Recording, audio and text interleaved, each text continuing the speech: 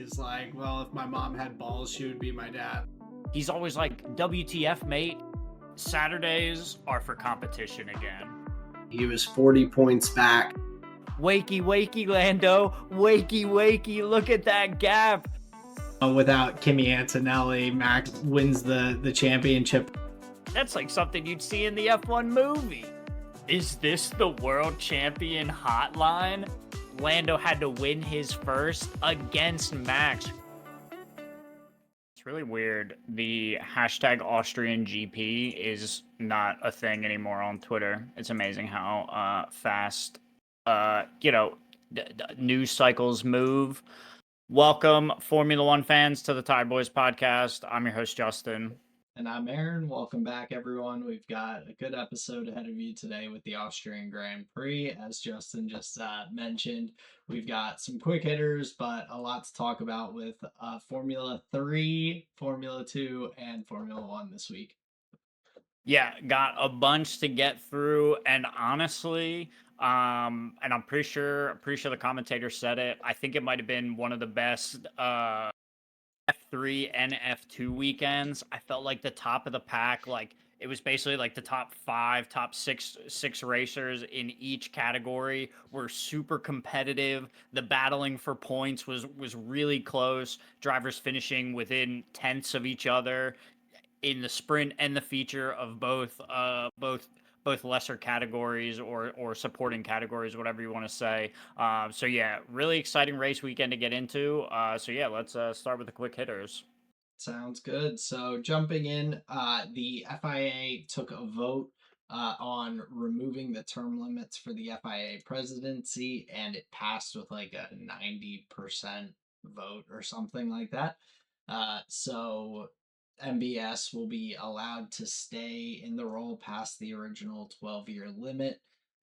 So just kind of extending his potential presidency if they do not have any opposing competition and all.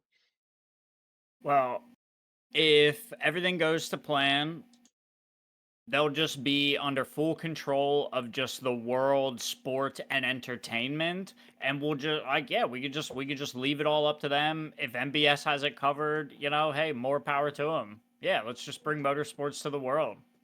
Yeah, just give him all the indefinite power and all. Definitely a presidency and not an emperor. Yeah, I mean, I can't imagine any issues with that moving forward. I'm guessing everybody's going to be happy with every decision made. So yeah, no, I mean they it's didn't the MBS era. They didn't decide that there will never be a vote for president again yet. So we're all right at least to see down the road how things go. But it was just an interesting note that I saw. Another kind of funky thing with just the world in general is with the tension in the Middle East.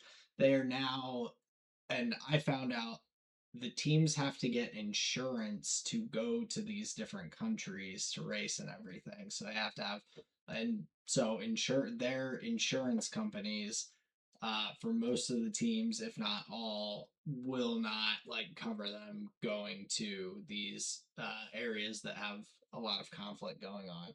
So they're talking about either doing a second race at Barcelona or potentially at Portimao for making up some of those races, and even potentially having two races in Las Vegas at the end of the season if they can't necessarily go to even Abu Dhabi or some of these other late season races. So a lot up in the air with the calendar, and obviously they're trying to keep the number of races consistent to what they were looking for at the beginning of the season. So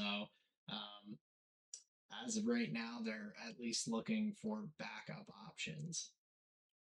Man, that would just be super winning for us if we got back-to-back Las Vegas races. Ooh wee.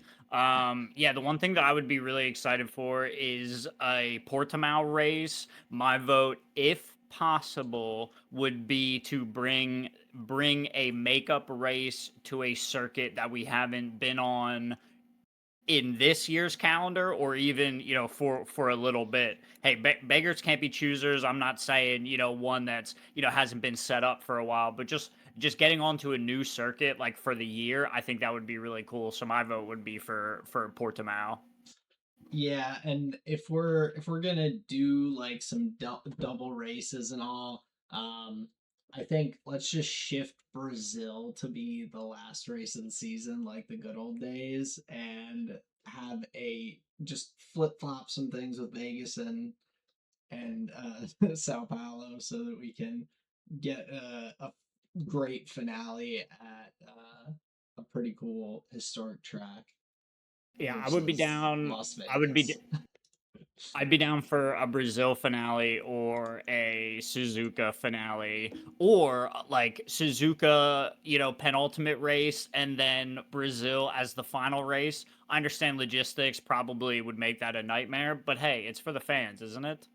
Yeah, it's all about the show. But but yeah, at the end of the day, like hopefully they'll be able to figure out some backup options if needed, or we can just um, hopefully have things clear up to allow racing and safety back to the teams. So Sure, because on a more serious note, if it'd be like Bahrain and Abu Dhabi would be like the kind of compromise races, that brings us down from a 24 race season to a 20 race season, which, we've had conversations before about the length of the season, the intensity of being able to deliver over the long term. But when it's like cancellations mid season, that doesn't necessarily feel good. And so likely the sweet spot for the season is somewhere in between that like 20 to 24 range, because in some ways it's like, oh man, we're gonna get robbed of like so much racing now when you think about it. And it's like, okay, here's the spoiled fans now, where it's like, oh, like our calendar is so stacked. well, I think it also does. It impacts the teams pretty heavily as well with their planning and strategy, their development of parts and everything. If Of we're course. like, um, if we're shortening the season by like multiple weeks and everything there, and where teams are bringing some upgrades still, especially late in the season for those last points and all, like it can impact them pretty heavily and not having a like there being an unknown of how many races there might be just kind of throws everything off kilter a little bit. I feel like with the team, so I'm glad they're trying to just go for consistency, and then if into the next season they wanted to decrease the number of races to 22 or something, okay, but yeah. Yeah, I'm with you overall, but yeah, just wanting to get back to racing, but safely, like you said. So yeah, don't have to go to anywhere where you're gonna compromise the teams and the drivers and the fans and such. But yeah, if there were a few more quick hitters, throw them at me. Yeah, so last one was just that the FIA has approved the mid-season engine updates, and for Ferrari specifically, they were able to have the engine or their new engine upgraded and all as early as the Austrian Grand Prix. And so we'll see as they kind of dial that in and bring more of those performance upgrades to other teams across the season, and those teams get that approved. We'll see some of those teams, especially at the back of the field, start to hopefully close the pack a little bit. Sure, all of the constructors lining up in the soup line, and presenting their engine statistics and saying, "Please, sir, may I have another upgrade?" And depending on the performance of the upgrade, they'll either smack the back of your hand and say, "Nope, wait till the next open log," or if you're pretty slow, which would be the idea, they'll say, "Yep, yep, go ahead, you can get an upgrade," and they'll fill your bowl with a little bit of soup. Yeah, just a little bit more engine power for these teams, and it's still just like so amusing to me that Red Bull has the best engine and then are just have been fighting in the midfield and having all these issues with the car and everything. Like, it there seem that's I feel like where I see more of the Adrian Newey effect is his exodus from Red Bull versus uh him bringing Aston up the ladder so far. Yeah, he's really doing a number on Aston Martin's success rate. But yeah, I think the Red Bull would be a good example of a vehicle where you may have like driver engine checked off, but the chassis aspect of that performance triangle, you could call it, just isn't up to the level of the other two, and kind of holding them back. However, we did see a swath of upgrades being brought to the Red Bull car. I don't want to step on any of your points, but we did see an increase Mhm. in performance from the Red Bull. But I won't Oh yeah, stick on no, that long. no, 100%. And we'll, along with these engine upgrades, I know there are some teams looking to bring bigger upgrade packages for future races. I know Silverstone's a target for a number of teams, and then Hmm. I believe Aston Martin has a pretty big update plan for them or thereabouts. So we'll see if it helps out as much as they hope it will. But we'll move on from the quick hitters to just a couple of little notes for the do you work here, but there's been some rumors. Our boy Yuki Tsunoda's name has been thrown into the potential mix for the 2027 Haas seat of Esteban Ocon. It depending on his performance and everything, if Haas decides to look at other drivers, Yuki Tsunoda and Rafa Kamara are both two of the names that have been kind of tossed out in these rumors as potential next drivers for the Haas team. Um, and then, kind of similarly, a lot of rumors, but this apparently uh, has been reported that Max's team has spoken with McLaren about a potential move there down the road. Obviously, they're probably just opening kind of initial conversations like, hey, depending on how things are going, how do these things sound? And so uh, the potential for Max to move to McLaren is, of course, still like just early reporting. And I'm sure a decision won't be made for a while, but just two interesting tidbits that I saw this week. Is there a team like that you would like to see him go to or not see him go to? Like if we're just Um, dreaming of rosters. I I just would want him to be in a a front running car that can compete for wins. Like throughout the year, whether it's like a Mercedes Ferrari back and forth, like in the early 2020s and late 2010s. That would be fine too, but just I think he is just a mega talent, and so if you're gonna have that on the grid, I want him in a decent car. I don't want to see him Fernando Alonsoing in Aston Martin.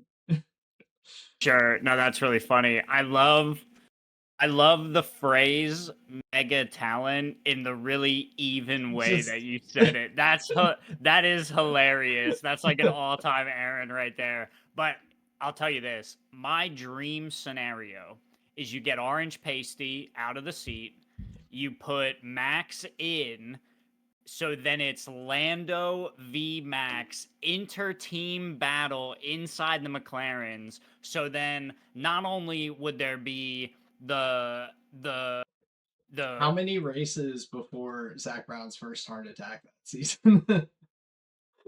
yeah, but he probably doesn't even get through the first qualifying session. But what I'm saying is then that would be like Senna Prost days of competitiveness inside the team. Then I think it would make for some great Potter, if you will. I That would be the dream lineup. it would make for pretty interesting like viewing for sure, looking at the inter team battle and everything. two world champions on the same squad duking it out like that. That would be definitely interesting to watch. Um, just as long as there's no papaya rules. That's what I was gonna say. I don't think Papaya Rules is a good fit for Max. I don't I think don't I don't think he'd he accept that very yeah, exactly. no. But yeah, to kind of wrap that out here, we are going to get into the Austrian Grand Prix weekend and everything. So let's talk a little bit about the Austrian Grand Prix and the circuit there at the Red Bull Ring. So the circuit quite new as far as as far as some of the circuits that we're racing on. I want to come at it from the angle of Red Bull Racing. However, this is their home race. They bought the circuit few years ago. It's probably like 10, 11, 12 years ago at this point, but they brought the circuit under new management. They were able to kind of revive it in that regard. So interestingly, the Red Bull Racing team, Oracle Red Bull Racing, is based in Milton Keynes, Buckinghamshire, England. However, they hold an Austrian racing license, like as a team. So even though they're not based in Austria technically, it is their home race in that regard, because that's where like the team Yeah, holds their license. similar to So like Mercedes with Germany, where Silverstone is their headquarters or thereabouts, and um, yeah, and then German license.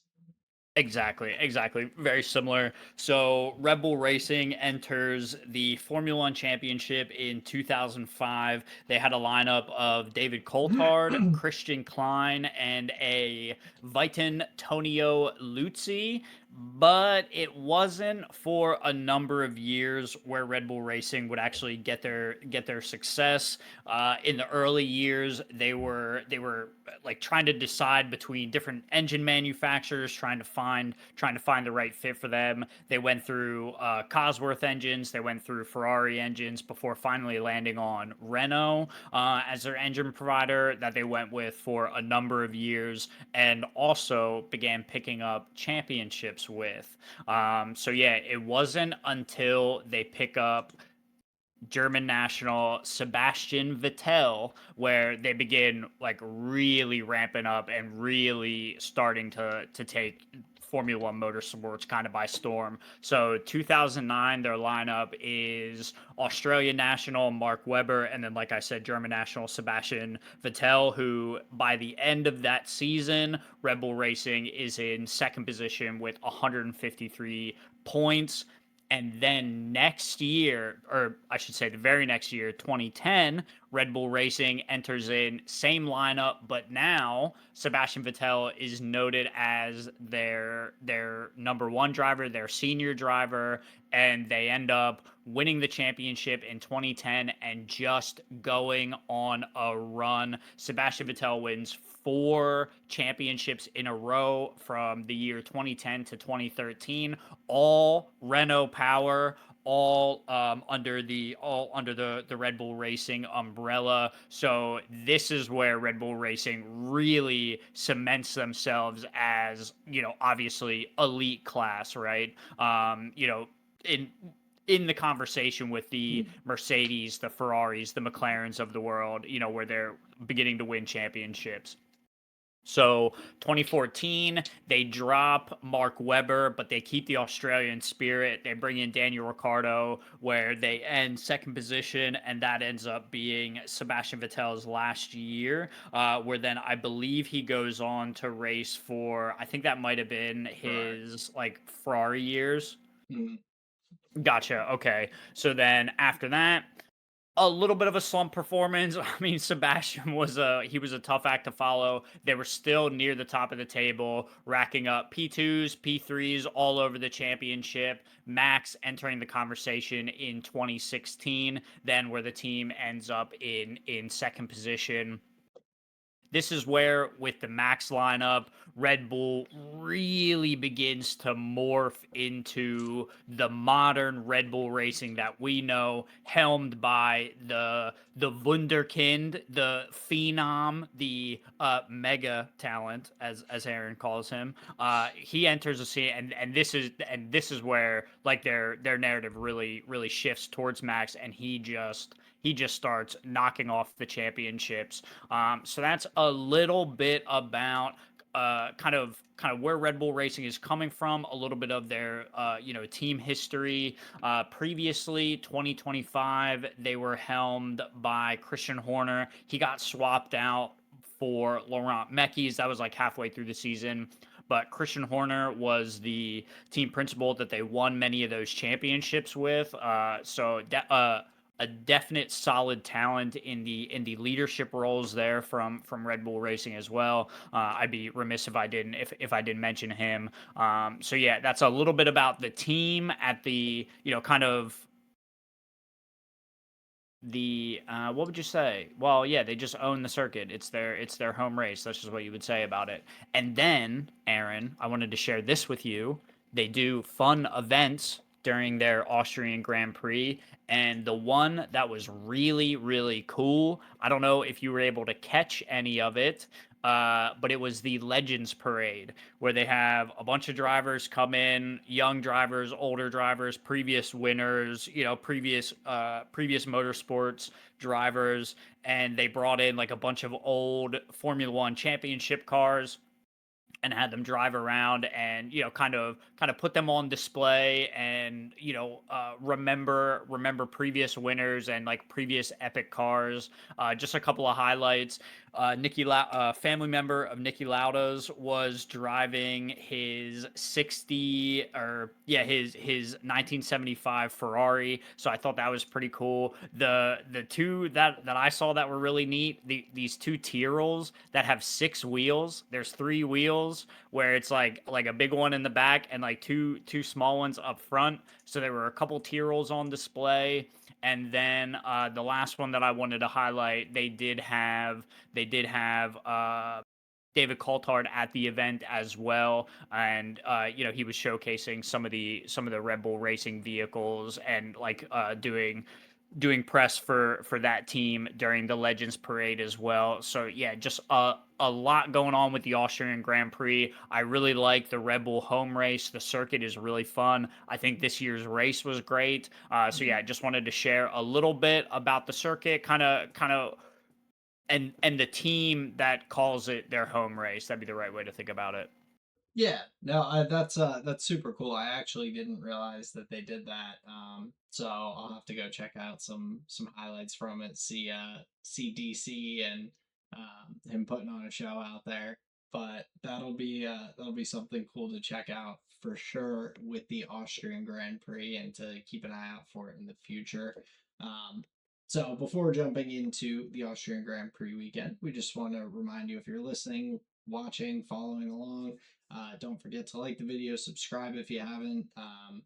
Join the Discord. We'd love to have you and talk Formula One and anything else with you and chop it up.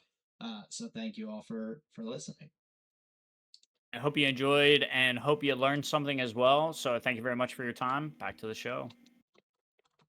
Alrighty. And so getting into the race weekend, we started off with the Formula 3 calendar. I didn't forget it this time.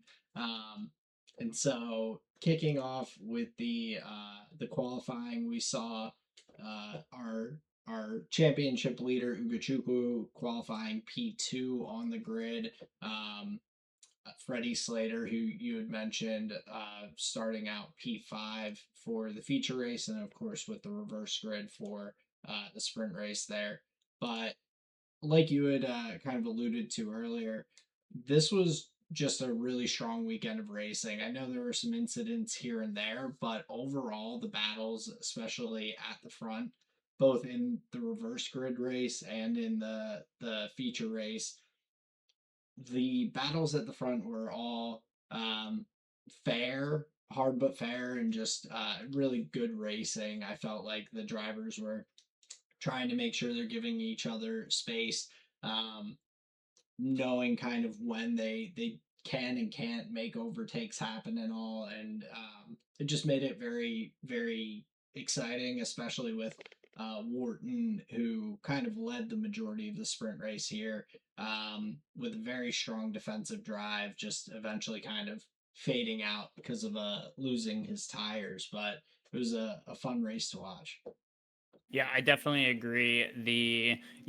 Funny Slater call out where it's like, oh man, like, really fun talent, gonna pay attention to him. Well, in the sprint didn't have too much to watch. He gets crashed out by his teammate, brings out the safety car. But yeah, early on from the commentator, it was declared a defensive masterclass by Wharton. And yeah, it looked good in the early stages, but like you said, because of all that defensive driving, his tires did not last as long.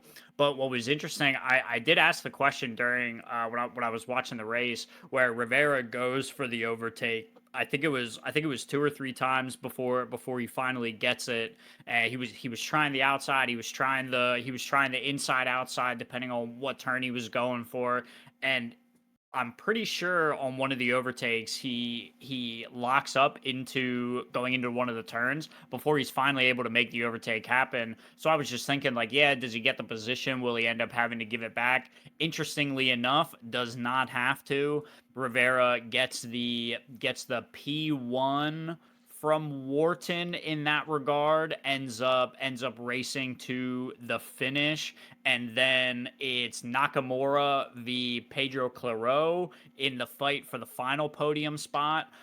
So I thought that was really exciting. But Claro, he doesn't even have his best move until later in the weekend in the feature race. So yeah, he had a solid weekend. Yeah, and Wharton had been in that P2 slot until I think it was the last lap of the race when Claro and Nakamura both overtook him, just right at the Oh, end there. that's So that's yeah, right, and he got knocked so back to P4. yeah, so still a strong drive from him and everything, but he held on to it for a long time with some solid defensive driving even after Rivera got through. But yeah, Claro definitely had a solid driving weekend, put some nice moves out there on the circuit and all. Um, I mean, is that double overtake? Is that just the move of the year right now? I mean, I feel like it probably would be for Formula 3. I mean, there's definitely some good overtakes, but that was pretty phenomenal. Dude, because it's like it's not like it's like in open air. It was in a pack. There were like three or four drivers Yeah. around him. They're all fighting for position. So yeah, I thought that move in the feature race was great. And yeah, just to comment in that regard, Ugachuku has a great start. Unfortunately, and this is what you said. There were some mishaps, some mistakes, but most of it came from like race starts where it's the problem of 10 cars going into one turn. Mhm. It wasn't really these like wheel banging moments from the drivers that were fighting for position. Like you said, they were incredibly aware of each other, giving enough space. There was some pushing out wide, but it all, like you said, it all kind of felt, well within reason. It all felt pretty fair. So yeah, I think the battles at the front were just mega. We did start, like we had said, we did start the feature race with a bit of a yellow flag, so it did kind of slow it down. Slater gets probably the best of that restart, ends up getting from fourth to second, couple of cars moving pretty slow, and then yeah, it was just a fist fight at the front the whole time, between Ugachuku and I'm trying to think who the other two drivers at Strom the front said, were. well, Strom It was said, and then Slater was a little bit more towards the end, but it was mostly like Stromstead, Ugachuku, and then I feel like there's one other driver that was up there fighting a bit. But Kato was like really putting on some good moves and so a thank nice you. drive up and Yes. like P in that front pack for a bit. So Yeah, some really strong driving, and I thought that this was kind of one of my um, things to keep in mind for going forward is I felt like there were just a lot of drivers who were driving really strong races, looking very comfortable with the circuit and in the cars and everything, and so it speaks to how the gap really is not that big at the front of the field. There's Ugochukwu, of course, with the lead, but it's 16 points. He's just about a race. He's a pole position and race win ahead of Teofil Nile in third. Um, and so there's still plenty of time at the halfway point here in the calendar, just about to make some moves and for that running or pecking order to shake out a little bit. Yeah, and I think to kind of expand on that point a little bit, talking about the gap between the top drivers, the ones that are getting the most points in the series, it's just going to be a bunch of great additions to then the Formula 2 grid, as some graduate to other series and these F3 drivers get to move up, and a lot of the teams share, like they have both like a Formula 3 team and a Formula 2 team, so there's some natural movement in between those categories. But yeah, I think a couple of great talents that we'll just see moving up through. I mean, you piqued my interest with the Kamara being looked at for Haas. Like that's super exciting, obviously. So yeah, I think a lot of great talent in Formula 3. Yeah, the Pedro Claro, man, boy, did he put himself on my radar after the two races that he had there at Austria. So yeah, just a fun weekend in the Formula 3 paddock. Absolutely. And to move on into the Formula 2, similarly, some really good racing. Here in the sprint race, we had um, just a lot of good early fighting and everything after an early safety car, but every battle was very clean, even if drivers were running off. It just really highlighted the field. Villa Gomez, who I had talked about last episode, with some of his defensive driving in the reverse grid here, he ends up getting onto the podium and having a really strong race, finishing P3 in that reverse grid race. So I was really impressed by um, his form just kind of continuing and looking strong there, and then picking up that podium behind Montoya and Bennett, who were both really just kind of the battle was between them really for the majority of the race.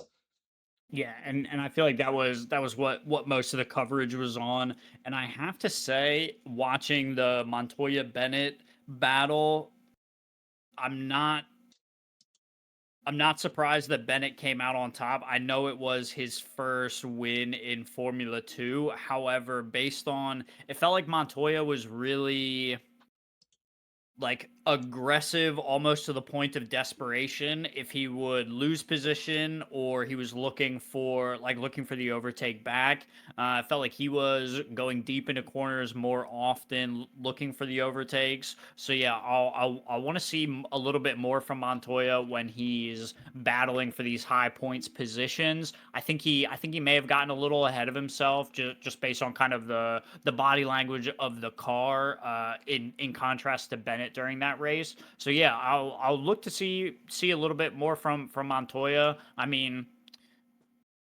Yeah, the driving legend, you can say that, of JPM is his father. So I think in some way I'm like, maybe would be expecting a little more in that regard. What are your thoughts on Montoya?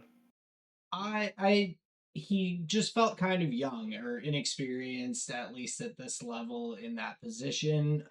Or maybe it was just the excitement, and maybe the me thinking or feeling inexperience is kind of that excitement or overexcitement maybe that it felt like in the car to try and make that move and make it stick and everything.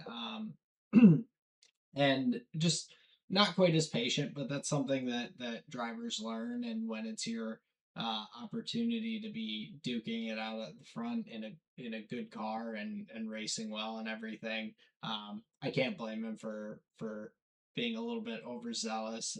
Again, but still very clean. There weren't any incidents or issues. Just hard racing and everything at the front. Um, so I'm sure Montoya will have more opportunities to prove himself there at the front of the grid. Maybe later races this season or even future seasons. Sure. Yeah, I think that's pretty fair. A little bit overzealous. Yeah, kind of just getting excited for the, excited for the fight. Yeah, that seems pretty reasonable. What were your thoughts on the feature race then? So for the feature race, I think my a lot of my focus has been kind of looking at that top three battle, and so with Gabriele Mini getting a little bit ahead of Kamara in the sprint race and all, watching them on track and kind of keeping tabs on where they were, being so close together and everything was one of my main focuses. Um, Needless to say, though, the all the drivers done was driving really strongly, making really aggressive, but like um, his moves were sticking. He was not doing anything like staying within the abilities of the car, but still making some really strong moves as he was going through the field. Solov had a really strong drive, but Mini keeps like himself in such good positions. He seems like he's really strong with his control of the tires and everything because he is coming on stronger at the end of the races and really making that push up through the field. So I was pretty impressed with their drives, but Ollie Goethe in P3 really diced throughout the race. He had a super strong drive. Yeah, and it was that pack of Dunn, the Invictas, Goethe, and then No Leon, who were all in this battling pack. It's with Dunn at the front. He's trying to fend off three different drivers all coming at him from all sides. And yeah, the overtakes that were made in that pack, that was in like it was basically like in the final third of the race, right? The overtakes that were made there by Goethe and Leon specifically were nuts because like finding your way through that, it was a skirmish the whole way around, right? So yeah, just immense pressure coming from those drivers in particular. Goethe, able to make his way up into the podium positions. So I just thought that was so much fun. Unfortunately, done. There's no way he was getting out of that alive. No, I mean when you're like we had said with Wharton in the that three race in the sprint, like you can defend and have a good car and be quick as much as you want, but if you have to be defending that much, your tires are just going to go sooner than the people behind you, especially if they're all taking turns, like making you juke. Yeah. So they're all just putting you in a tough spot there. So yeah, it was a tough end to Dunn's race, but still felt like a pretty strong drive. Um, Tasanopol Intrapuvizak also had a nice end to his race. He picked up a lot of spots as he was going up through and picked off Dunn at the end with like, it wasn't even a move. He just had his tires just propelled him past Dunn on the straight like it was nothing. Um, so really solid of him to keep his tires in great condition till that last stretch of the race as well. Um, and that it there's just so many drivers on the grid here that when they're in that top 10 or like that I can imagine being in those points paying positions, like there's a very strong field this year. Yeah, I definitely agree. Here's me making an unnecessary connection. Do you think Red Bull is trying to get rid of Max to make way for Nikola Solov? No, they're trying to. I didn't talk about this because it was another just like crazy rumor that I felt like was maybe a fan's bias, but there's some reports that Solov has been guaranteed a seat in Racing Bulls, which would mean Lawson going out. But I have trouble imagining that with how Lawson's driving currently. He's had a pretty strong start to the season, but Red Bull has done crazier things. But I think Dude, that would be the first stepping stone. I feel like Lawson is the most likely driver to just coin flip crash into somebody. Like any race start, like it's just a 50% whether he's going to take somebody else out of the race or not. I mean, he has had plenty of moments, and all, and I know a number of drivers have. Sergio Perez is still annoyed at the guy from years ago, and they've had their battles a couple of times. But I think recency bias has he's looked pretty strong as the car has gotten a little bit of development, maybe a little more consistency, and he's not making those same mistakes or hasn't the past few race weekends. Is it still in his DNA? Probably, but And that's the problem. but at the same time, if he can continue driving how he has recently, then I would have trouble imagining him getting just tossed to the wayside. And he's not beating Lindblad by a lot, but the Racing Bulls are pretty consistently getting those last points positions at this point. Mhm. All right, yeah, that's interesting. So somebody's fan fiction is minus Lawson No, it plus was a Golov. Lawson fan. It was like freaking out, calling him the unluckiest driver ever and things of that nature because he just keeps getting shafted. They throw him into a horrifying Red Bull car last year and then demote him after like two races. His name's always on the chopping block to get tossed off the Oh grid. God, Yeah. that's hilarious. So like just I F1 run the in horror movie from Liam's perspective. from a Liam fan's perspective. Yikes. So yeah, they took me down a little rabbit hole there. Okay. But Nicholas Olov, obviously, like there's a reason his name's coming up. He has really strong pace. Wins the feature race here and looked very good throughout. Wins by about 4 seconds. So he's battling well. He's driving really well. Has good pace. I can understand why they wouldn't want to just leave him indefinitely in Formula Two, and potentially he might have no choice. He's 2 points back in the championship right now. Right. Okay, so let's say only one Formula 2 driver makes it onto the grid and the rest have to go be plumbers.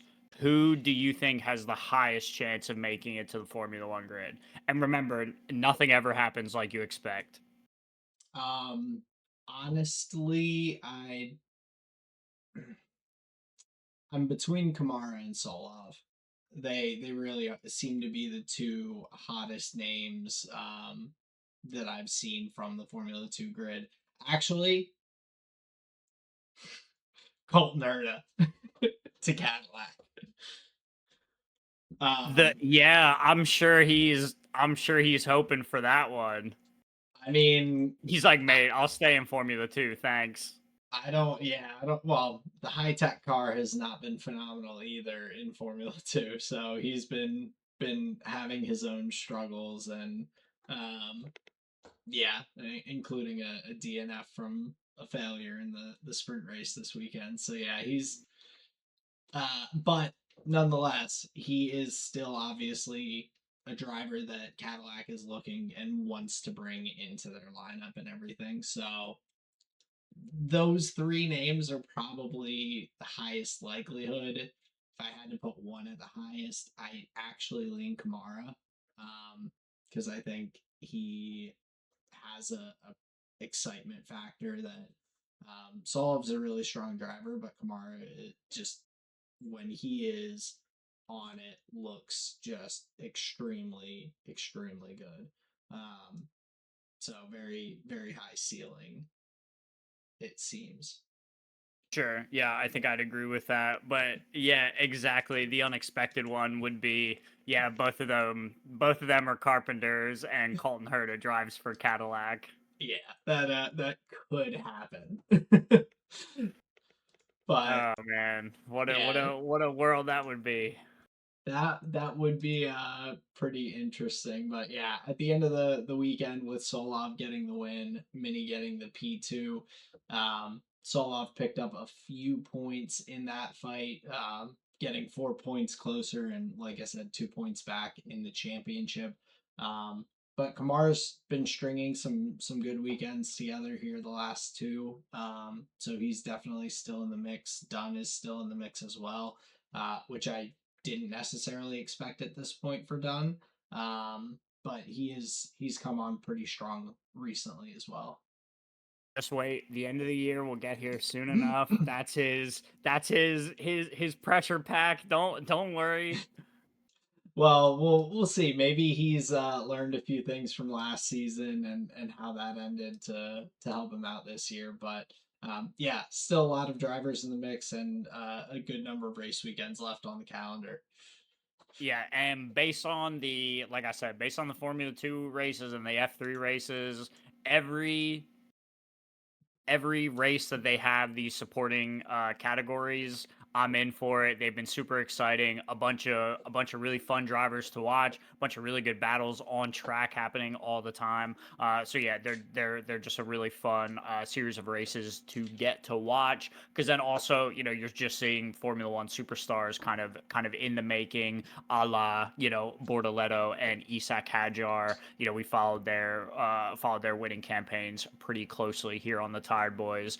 So always fun to tune in. Aaron, I'm curious, can we start on any practice notes, any qualifying notes that you have before we do winners and losers for the race weekend? Yeah, so just a couple notes I had with the practice sessions. Red Bull, of course, bringing all these upgrades, but they had a number of issues with the clutch early on where the car just was struggling to get going. So lost out on a decent bit of practice session one with that issue. But we also had a number of rookie drivers. Again, another rookie weekend on the grid. So we had Dino Beganovic from Formula 2 in Charles Leclerc's seat, Paul Aaron in Gabriel Bortoleto's seat, Luke Browning in Carlos Sainz's seat, um, Ritomo Hirakawa in Esteban Ocon's seat at Haas, and then Jack Crawford in for Lance Stroll at Aston Martin. So Lance Stroll, I think, is just finding any way to not drive the car if at all possible. So that was an easy one to have Crawford come substitute for. Um, but unlike the past weekend where we had a lot of these rookie drivers, we had seen a lot of those drivers like getting pretty high up in the lap times and everything for the practice session, but most of them were kind of in the same range towards the back of the field this week. So I think with a very short track, some of those strengths of the more veteran drivers just tend to shine a little bit better. Yeah, I would definitely agree. Another interesting note for practice for this race in particular. So the FP3 session ends up being like a mini qualifying. So the track was ramping up during practice.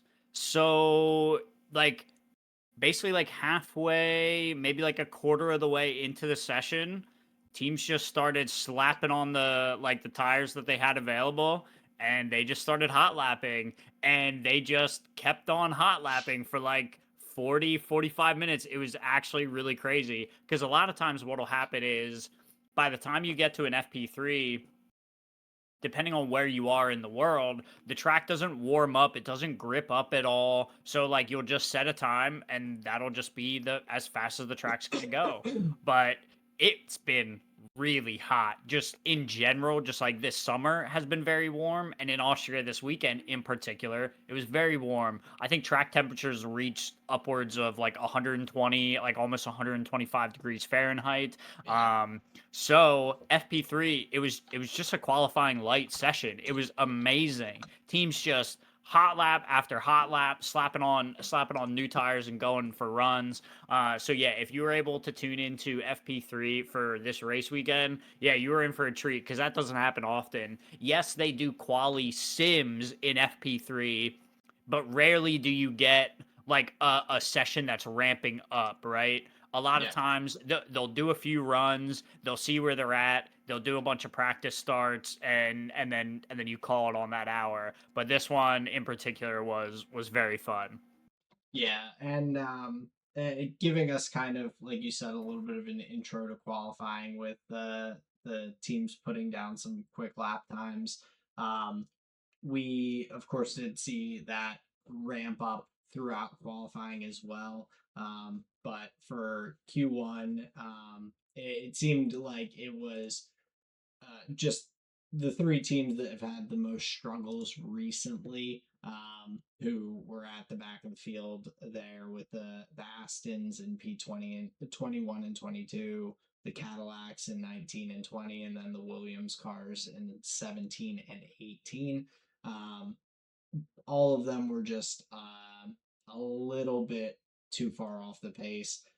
Signs was, I think, the closest, just about 200ths off of Ocon's time, so just missing out there. But um, it was a very tight qualifying kind of all throughout. So when do you want to talk about the Q3 Russell pole position lap? When do we want to Oh, get into that? I mean, we can jump in. With the only other note ahead of that was just with Q2. Max only did one lap and almost got knocked out. He ends up 10th in Q2 with Gasly just a tiny ways behind. I think it was about 200ths of a second behind him as well, from getting knocked out. So Red Bull playing it safe to save some tires for race day. Um, but then in Q3, yeah, we have Max pushing, trying to get that time. We saw that whole session of Q3.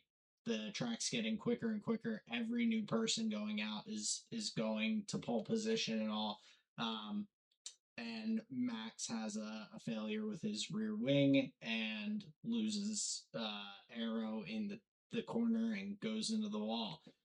And everyone except one man basically aborted their hot laps there to end the session. There was just one man who miraculously makes it through to set the pole position time, Mr. George Russell. The So and drivers the drivers association president who pushes for safety all the time. All the time. He looked so good. yeah, like what are your thoughts on that? Like how do you feel? How do you feel about Mm, that? Let's say strategy. And yeah, just what are your thoughts? I generally think it's just inconsistency from the FIA with things. Okay. And like, I don't. George knew what he was doing, but he also was up like decently on the lap at the time. I think he was maybe 2 tenths up at one point during the lap, and but I don't think that he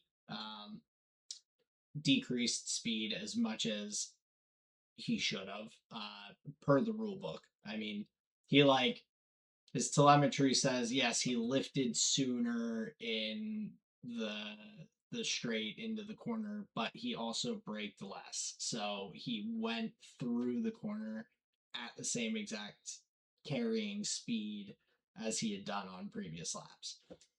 that's Yeah, in and my then mind there's not like that's not a 5% reduction in your speed. There's also, but again, that's the FIA just not going to the T of the rule book. And the biggest issue I have, I think, with that is that they just said no action required. They didn't have him come to the steward's room. They didn't like have George have to vouch for himself and say, yeah, I lifted, I made sure I was going through safely. Maybe I carried through at the corner at the same speed, but I was much more in control because there was no risk of locking up and going into or whatever like his argument yeah. is. Like for them to just dismiss it and go, nope, everything's good, like we're fine, is um just inconsistent for me. And yeah, like George, I think he knew what he was doing, but again, um, what are you gonna do? Oh, and then the timing page, Kimmy, like it shows that they threw a double yellow for a split second. It went like I don't know if the guy fat fingered the button where he hit yellow and then hit the double yellow button right next to it, and then was like, no, it's supposed to just be a double. But it showed on Kimmy and like on the timing screen that they like had thrown a double yellow, which is what Kimmy saw and aborted his lap. So there's just a few mistakes from the FIA's side more than anything, in my opinion. Yeah, it seems like it's a bit like out. Honestly, I think there's a couple of angles happening at the same time. There's the stewards not being professionally trained angle. They're all just like kind of volunteers. And in a moment where like safety could be compromised, that type of uh, that type of imprecision, can cause confusion. So I think there's that angle. There's the angle of in a inter-team battle between the Mercedes drivers, one now has to ask the question, am I supposed to now be thinking of unsavory strategies to now get an edge? If George Russell is willing to bend the rules, I think there's that angle that's specifically like a Kimi Antonelli angle, but also it extends into just how we're going to go about qualifying. Like if we Mm, see a driver in the wall, it's cool to just like continue on with my hot lap and prioritize points paying positions. It's not even for points. right. It's for points paying positions. Yes, I know I'm the one at Monaco saying, "Oh, rah rah rah for the qualifying," but at the exact same time, it's like, yeah, man, you don't get points for what you just did. So now, and here's my angle. It's like, okay, so now you're showing everybody that you're not going to slow down if you see them in the wall. I hope that people slow down for you if you crash. Like that's kind of the idea. Right. Like and Like, and so I think there's a lot going on in what's like yeah, what seems to be a bit of a small moment. It's like, nah, I it feels very interesting to me. it sets some weird precedents and all. And Max like joked about it on his team radio during the race, where there were like yellow flag in this sector or whatever, and Max is like, "Oh, so I just go full speed there?" Joking. Like Right. Fernando Alonso talked about it. Like he got I think a slap on the wrist for ignoring blue flags or whatever, and he was like, yeah, they'll just give me a post race penalty to my time, add 3 minutes to my time, but like we don't have to slow down through yellow flags, so like why do I have to move for a blue flag kind of thing? Sure, It's and like that goes to your inconsistency where they're just applying everything willy nilly. Where it's like, yeah, it's like the yeah, rules don't really even matter. but like coming back to George, like I can't really fault George massively, other than the fact that I think he knows in the back of the head that it wasn't the safe decision to make for Max That's the or for problem. himself.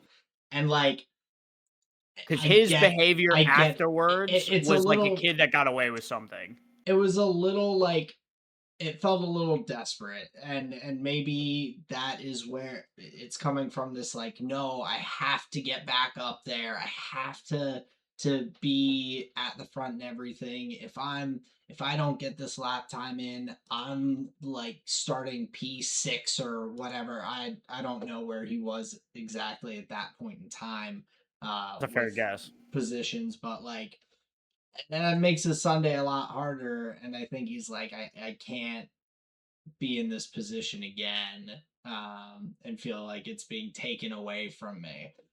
Like he's mentioned that kind of concept multiple times of, oh, everything's against me. And so in this case, he kind of tried to make his own luck and didn't get called on it. So I mean, he didn't get penalized. So at the end of the day, in my opinion, it's just more on the FIA. Like it's their Yeah. responsibility to keep people in line. And if he had gotten uh, a grid penalty or something like that, then he pays for doing that. But it's it was close enough that there should have at least been a conversation, in my opinion. Yeah, I think I would agree with that. Yeah, eventually we're just gonna have to change the phrase now to "There's no honor among thieves or Formula One drivers." We'll just have to add that in. Yeah, just mix it up a little bit, but I hope it doesn't set any precedents for the future. I hope that everyone keeps in mind the safety, and I think a lot of the drivers like have that at the forefront of their mind often when they've had friends and people pass away racing before on the grid, and so um, yeah, just keeping that in mind, I'm sure a lot of the drivers will still continue to respect that moving forward. So That's that's pretty fair. Okay, gotcha. Yeah, I just wanted to get your thoughts on that because that was definitely an interesting moment. I think it will have some, obvious like points implications for this part of the season. So yeah, so yeah, just wanted to get your well, thoughts on and the technicality there. it definitely did because we saw like with how the race went, if he had started a couple positions further back, he probably does not win this race. So Right. it definitely has an impact, but he at the same time um, very strong drive, and so if we want to jump right into the winners and losers here, I had George Russell as my first winner um, of the weekend, having a really strong drive, kind of a bounce back from this shaky stretch of the season. Um, some of the broadcasts talked about it in the Formula 2 calendar, but they said that for Formula 2 champions, I think this was more talking about Dirksen. Um, they all kind of go through a rough patch at some point in that season. And I think generally that's the case with Formula One as well. Um, there's very rarely a Red Bull 23 win season that won't happen very often, and so bouncing back from that struggling little stretch, maybe this is the new kickstart for George to put the pressure back on Kimmy. Um, but he had a really strong weekend. Didn't make any mistakes with Max chasing him down at the end. He kept within the limits and drove really well. So kudos to him on the race win, and that's why he's my first winner this week.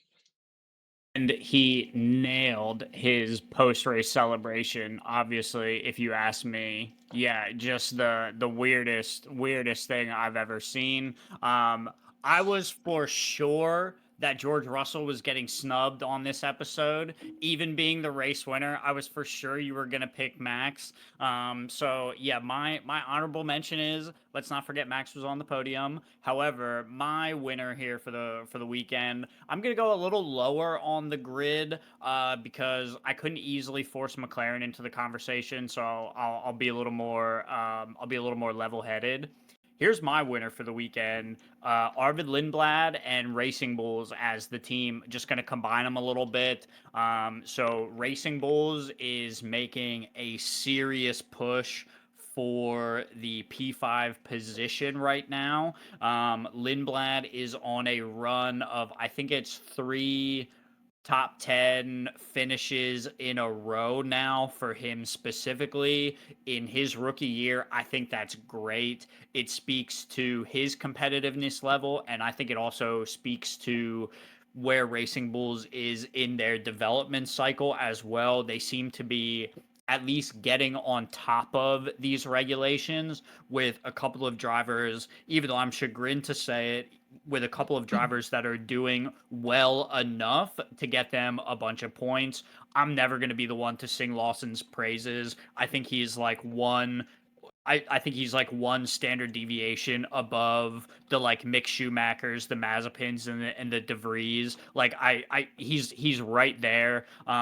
However, he is getting points when he's not crashing other people out. However, it's the Arvid Lindblad angle that is really piquing my interest. He is doing really good with the car that he's been given, and yeah, I think he's going to continue to get some points for that team. So I think this weekend was really strong for the Racing Bulls. They were able to pip some drivers in their Q2, so I thought that was really nice. And yeah, just overall making a push for the top half of the standings in a year where there's like a clear cut difference between the top of the field and the bottom of the field. The Racing Bulls are definitely moving to the top, and I thought this was a great race weekend for them. Yeah, and they have looked really strong recently. Lawson and Lindblad both double points finishes for the last three race weekends, like you said. Um, Lawson has been kind of the lead driver, but Lindblad's not far behind him and is keeping it close. And including this race weekend, he was ahead at one point, and the team undercut him with their own car and had Lawson pit first later in the race.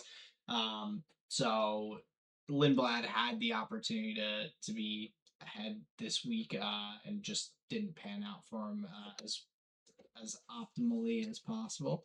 Um, but yeah, they both have looked really strong, and they do have that Racing Bulls car in kind of the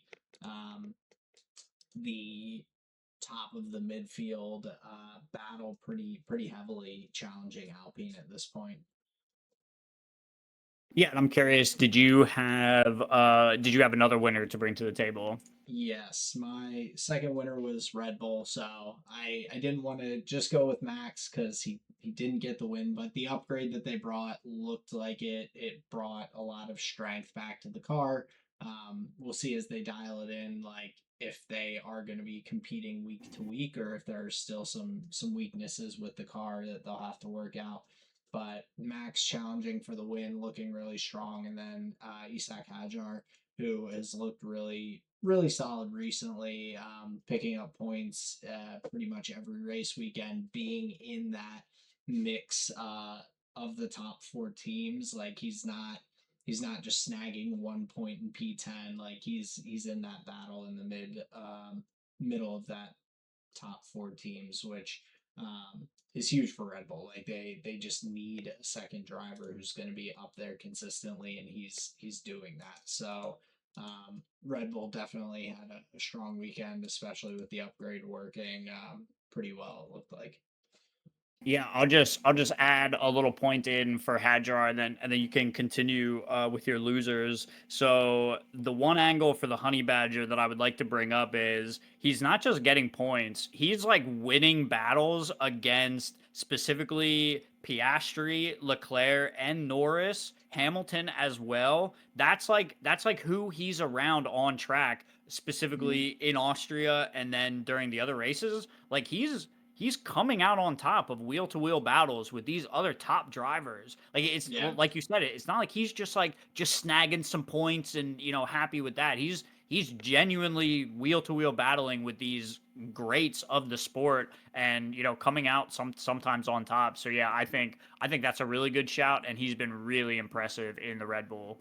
yeah, very strong season, and especially recent run of form in that like P4 to P6 range with the top teams. But To kick off the losers, my first loser was Cadillac.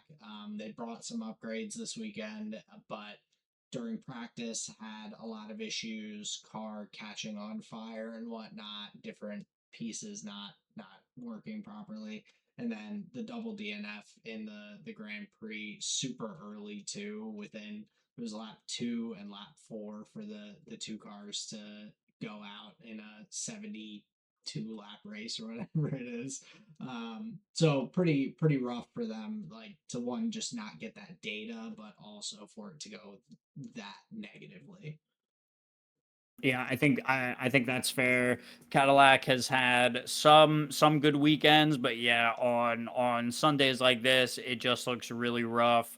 I wonder how much of it is the team not knowing what they don't know, and how much is it they're just battling like the regulations and it's a very like zoomed in problem. You know what I'm saying? Like Yeah, is it a problem of the organization, or is it a problem that's isolated to the garage? Because if it's a problem that's just in the garage, it's like, hey man, like we can work on that.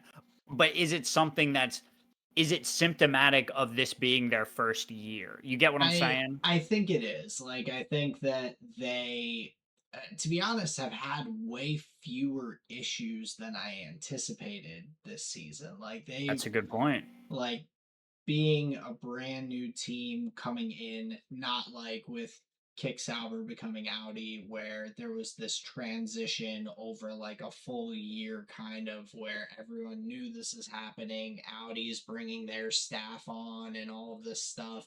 They're taking over the outfit and everything. But Cadillac has um, had some really good race weekends for like getting finishes, battling with some other teams on the grid, be it the Aston Martins, sometimes the Williamses, and like being at the back of the field, but they aren't just getting like annihilated every race. So I think it's just a something wasn't quite right and with their development of the part or maybe with the manufacturing or whatever it was, and I think it's just a hiccup on their road to being a or just getting experience on the grid. That's totally fair. So here, I'll give you my team loser that I went with, kind of in response to your Cadillac. So I chose Haas F1 team. They are it seems to be really struggling currently with just some fundamentals of the car. So I was reading some reports coming out of the team. Ocon describing a load issue that's showing itself like early in the stint, and then basically just removing tire temperature, removing tire life. So they're just not able to like move up, right? And he was stating that kind of comes on pretty quickly. So yeah, I think Haas is really struggling, not just where they are in the grid, but they're really still trying to get on top of the car, and they're struggling with longevity as well yet. So I think there's still some fundamentals that Haas needs to dial in before, before these drivers can really have a can have a say in what the fate of the team will be at the end of the year. So unfortunate for Haas, but it seems like that's kind of where they're at the moment. Yeah, and it's tough, but it again, it's the first year of a regulation change. We're seeing Aston Martin like have a huge amount of struggles on their end as well. So there's going to be some of these difficulties, but yeah, Haas definitely had a or has had a tough little stretch here. Um, but I'll wrap out the inlet. Do you have any other losers, or is that what we'll do? I just wanted to talk about Kimi Antonelli. Oh, okay, cool. So I'll do my second loser then real quick first, but it's kind of a small one. I had the Audi team just again finishing that P11 and P12 position.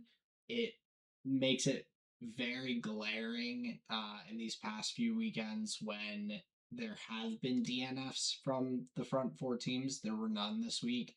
But when there have been additional points paying positions open, that they haven't been able to capitalize. They've been beat out by the Alpines and just the Racing Bulls and everything.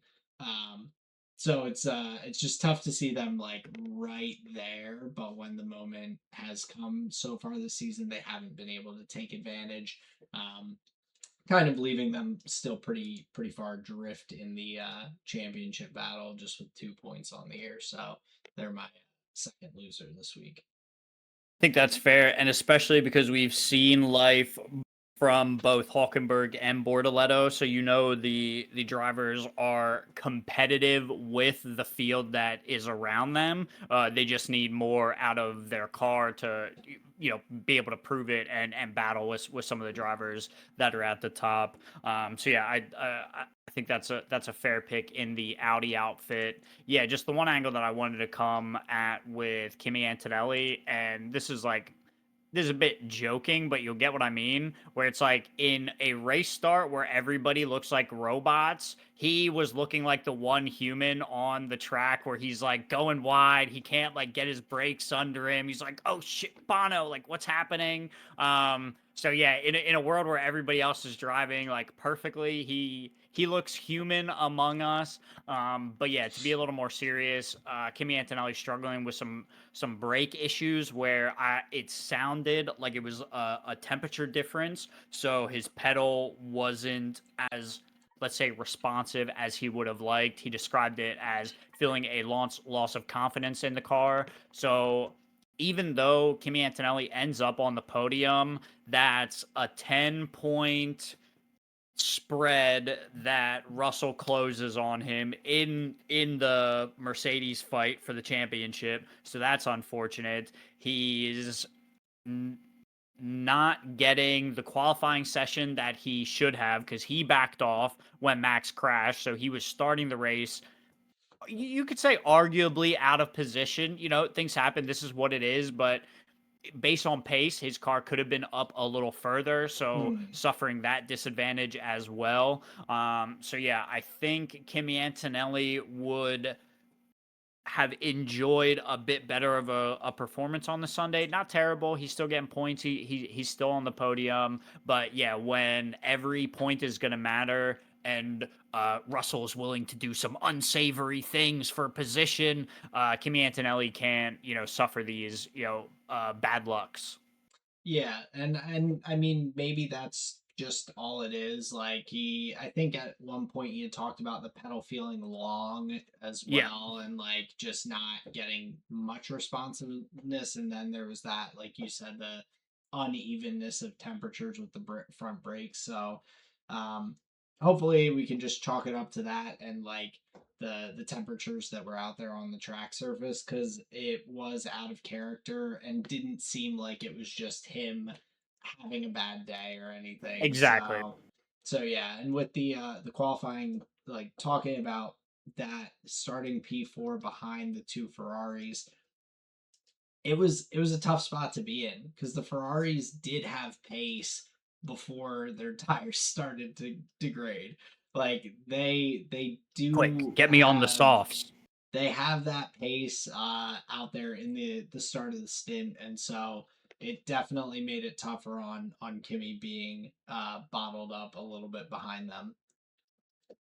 Yeah, definitely. I agree. So yeah, not the worst race for him, but yeah, if George wins the championship by 10 points, I will be ruining Austria for sure. Yeah, a couple other race topics that we can get into here. I'll just start with a fun one. Drone cam on turn 4 going into turn 5. Pretty cool. I want it. I wanted every race. I thought that that was the best part of the TV direction this weekend. It was way better than Hajar's overtake. Looking at that dude's head, that was a tough one. Like, oh, and Hajar's getting past him, and it's just some dude's face. Um, yeah, but the drone was pretty sick. And then towards the back half of the race, we're treated to Max v Lewis for almost like the rest of the time. I mean, that was awesome. And then it was supported by the drone cam at turn 4. So thank you for the drone director. But yeah, Max v Lewis was awesome. They when they're not like in this death battle for the championship, the seeing them race against each other is no longer it's still a little stressful for me. Okay. It hasn't fully gone away, but it's less stressful than it was in the years after 2021. So it's definitely, they seem like Lewis came over to Max in the media pen and said like good race, dapped them up and everything. They're seeing them like this is much better, I think, for everyone because you get great racing without all the tension.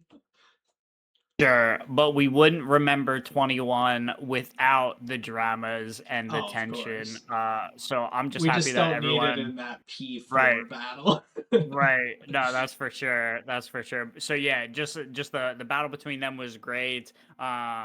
What is this here? Oh yeah, and then the other angle, and I think this is part of a little bit part of the Kimi Antonelli race, but probably not too much. The note that I have here is Carlos Sainz got stopped on track, lap 25. That brings out the safety car where like Mm. Kimi Antonelli pits like a little bit early. It They was thought it like only might yellow mess him flagged up. at that point, and Yeah, it ends up not being a whole lot, but yeah, I'm curious yeah. how much time he does lose out there. But Well, yeah, it looks like those were a few of the like specific notes that I had. I'm curious.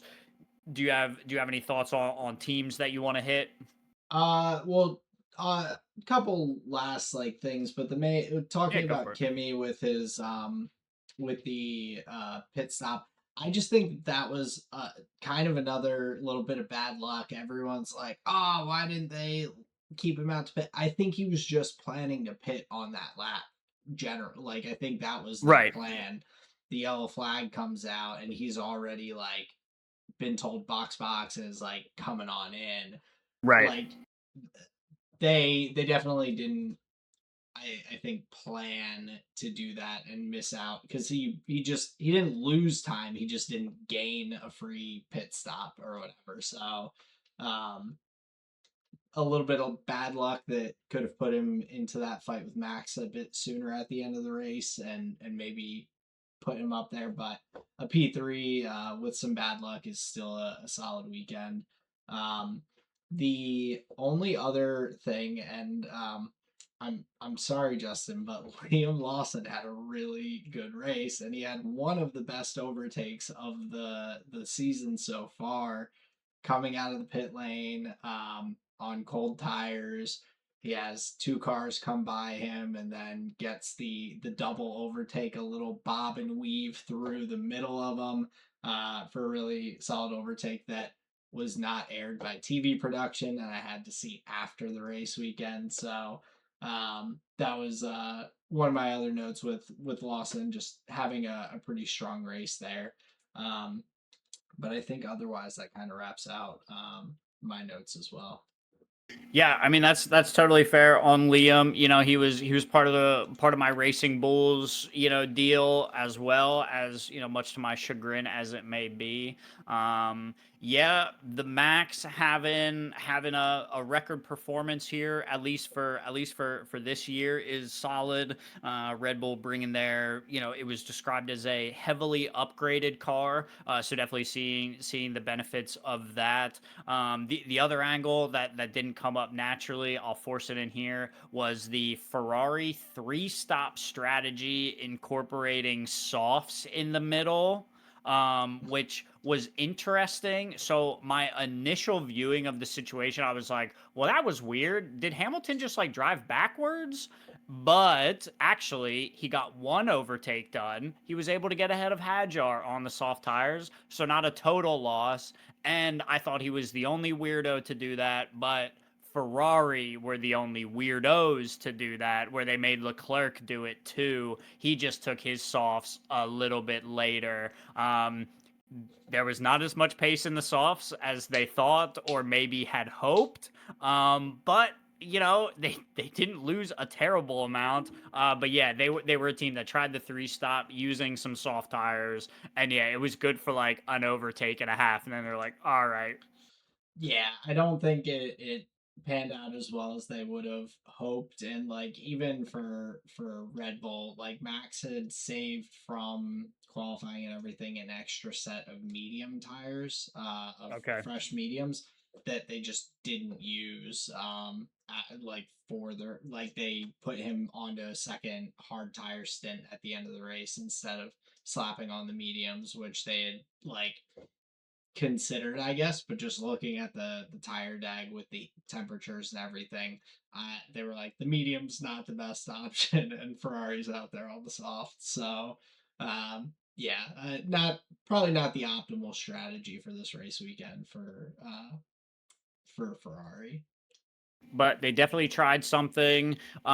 Just kind of thinking, well, yeah, I'll stay on Austria. The other team that I wanted to talk about because it didn't come as much to fruition as they had hoped. They got knocked out in Q2, but Alpine was shooting for a Q3 this weekend. So they brought new front wing, new nose, a redesigned front wing end plate, and these were to improve aero efficiency. And then they also revised the front suspension geometry to better optimize airflow around those elements. That's just straight from the team. I just wanted to highlight the upgrades that they were bringing in the practice sessions between both Colapinto and Gasly. They got like 110 laps done or so, so they were able to really dial in the upgrades that they did bring. But like we had talked about previously, Gasly was off Q3 by I think it was 2 tenths. I it was like 400s. Oh, okay, gotcha. So yeah, even less than I thought.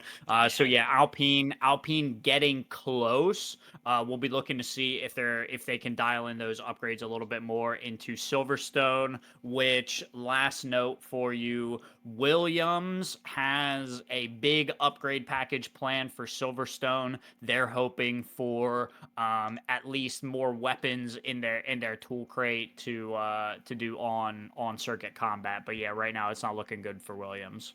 yeah, they're struggling. They still are overweight, and with all, and this is kind of where like that issue starts to become very apparent. I think in the season is when other teams are bringing upgrades and are already at the minimum weight. Like they've fixed that issue, and you're like that's Red Bull was down to the minimum weight with all their upgrades this week, so now you're still just trying to get there to be able Hmm. to really like work on your aero package and the rest of the cars, just like getting the weight down. So they're seeing other cars be developed much more than what they're seeing at the moment, which has to be pretty tough in their position to just kind of be stuck a little bit until they get that issue figured out. Yeah, and until then, we're seeing them out in Q1. They're back of the grid. We're DNF city. It's just it's kind of a horror there for the back of the grid, Williams included. They make James Vowles at the end of every race weekend just talk straight to the camera and just be like, I'm so sorry, guys. Like we're doing everything we can. Yeah, and I mean they're only 4 tenths up on the Cadillacs in qualifying. Like they're not like that far up the grid as being Right. a veteran team and everything. So yeah, hopefully they can get that worked out and start developing the car forward for the rest of the season and maybe just get into the mix a little bit more. But Aaron, I'll give you this. I totally stepped on your episode like outro or at least like race coverage outro. I totally stepped on it without even realizing it. I only heard it in the edit. So if you would please and I won't redo it, I promise. Could you please lead us out of the Austrian Grand Prix? Well, wrapping up the Austrian Grand Prix here, we do have another race coming up this weekend at Silverstone. So we do have the hot seat episode for this week for the Silverstone Grand Prix. So I'm excited to see what my brain can come up with for this week. Damn, and if only it was 2025, because every answer to last year's hot seat I learned was Lewis Hamilton, which that gave me a good chuckle getting to read those again. I was like, oh damn, it's like all the same answer. That's funny. But yeah, we've got the hot seat here to look ahead to the British Grand Prix. So Aaron, are you ready to see what you could do? Yep. Let's do it. All right, so question number one. The British Grand Prix and which are the only two Formula One World Championship Grand Prix that have been staged every season the championship is held? So, which Grand Prix is with the British one? Is it A, the Spanish Grand Prix? Is it B, the Italian Grand Prix? Or C, the Belgian Grand Prix? I'm gonna go with B, the Italian Grand Prix. You are correct, sir. It is the Italian Grand Prix, which one of the historic races and circuits as well. Although I guess for the Italian GP, a bunch of different circuits would be used similarly to the British Grand Prix. So, question number two: how many different circuits have been used as the home for the British Grand Prix? Is it A2, B3, or C4? I'm gonna go with A2, but I don't know. Incorrect, sir. Okay, does that include like the multiple Silverstone layouts or No. is Silverstone No, okay? So different like circuit locations, I was gotcha. thinking. Okay. But here's a bonus opportunity. Can you name all four of the British Grand Prix circuits? I'll give you Silverstone. You already said it. I'll give you Silverstone. So what are the other three? And I know you've raced on one of the others. Yeah, yeah. I'm like I'm pulling a blank on Okay. everything right now. All right. Uh, yeah, I've got nothing. Nothing All is right. coming to my brain. All right, that's fair. So it's Brooklyn's. This was the Okay. original British Grand Prix. Aintree came after that. Silverstone, like you know, and then Brands Hatch. Brands Hatch Oh is the one that I gosh. thought you would Yeah. have known. Yeah. Okay. All I didn't right. even realize where that like was located. So, Yeah. but All yes. good. All right. Very cool. So we're learning something, learning about the British Grand Prix. Now, question number three. All right, so we all know Lewis Hamilton has 9 wins at the British Grand Prix, the most of any driver, including Michael Schumacher, who only has three. But which two drivers are the next in line with 5 wins apiece?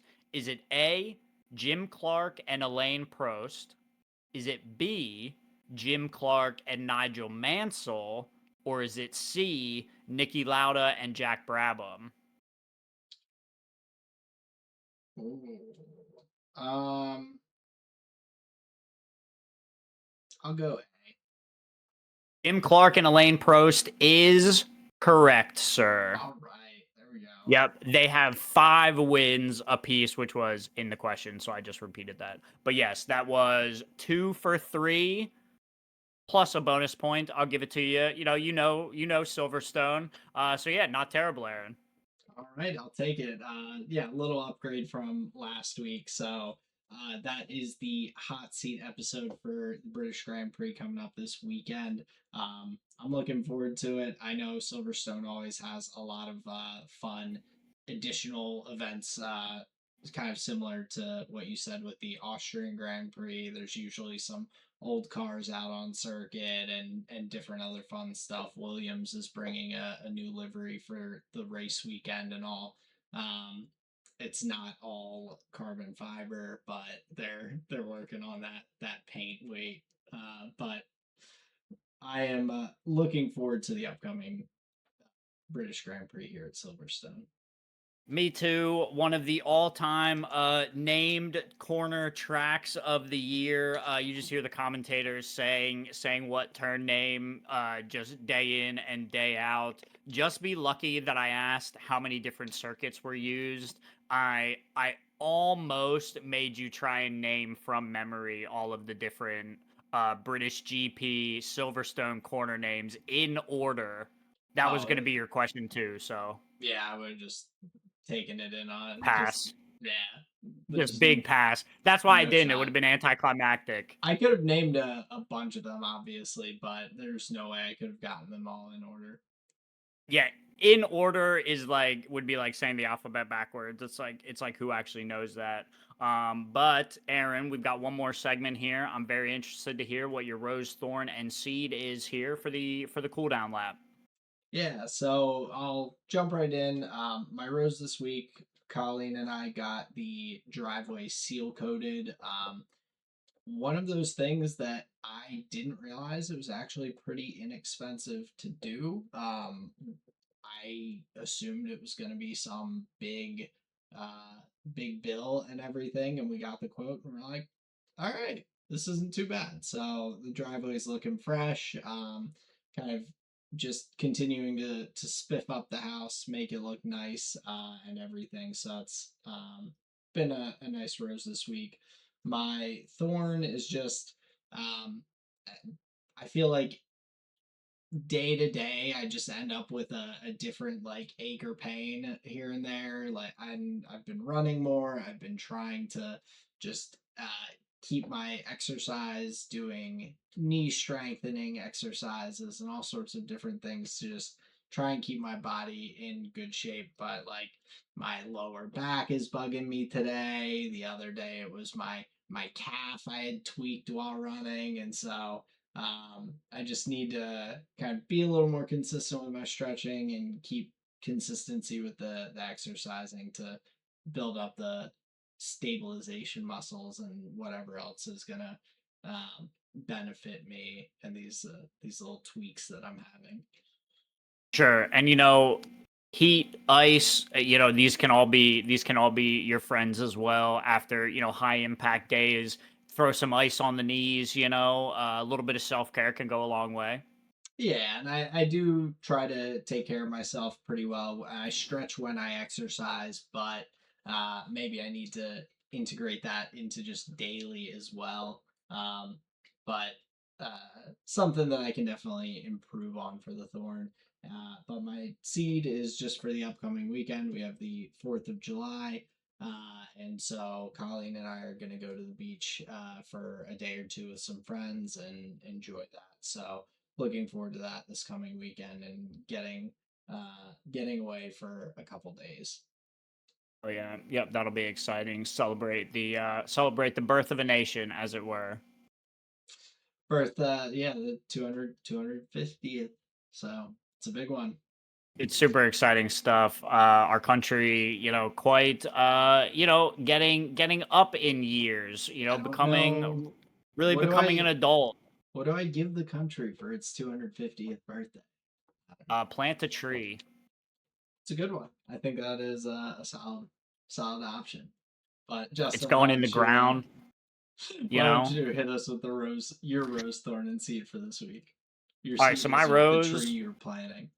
Yes, thank you. My rose is actually a pretty good one here. I got to meet an online friend in person. Unfortunately, Nice. I wasn't able to catfish him. I was really ruining the fact that I wasn't like a big woman, that I could have fooled him with.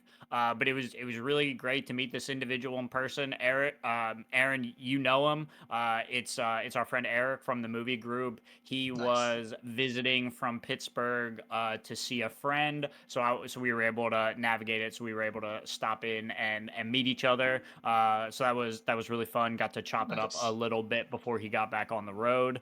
Um, my thorn here for the week is I just have to come to terms with it.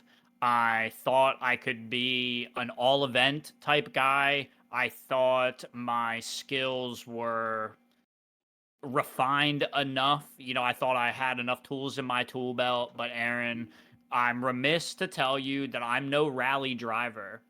Put me on the dirt, the gravel, or the grass, and I'm shit, sir. It is unbelievable how bad my pace is during rally races or off-road races. So yeah, not that great. Get me on a circuit and I can be okay, but Doing keep me some off of the gravel. Forza or Yeah, what? yeah, Forza Yeah. Horizon, the new Okay. one. There's like a mix of events and yeah, It's yeah, the just tough. rally not for me. It is not for me. So yeah, that was funny to learn. And then my seed here, for all my esport knowers out there, MSI is back.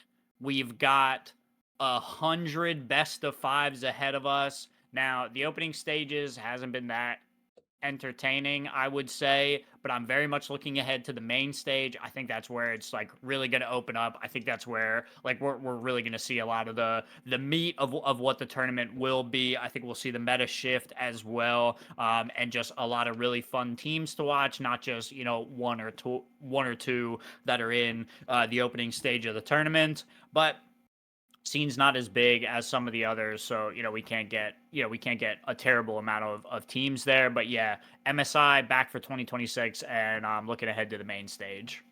Nice. That's a good one. I've been actually I have been trying to keep up. I've had it on as I've gone to bed the past couple nights. Don't It's curse me. I swear, don't curse me. I know I pointed you away from some of your play-in choices or like some of your crystal ball choices.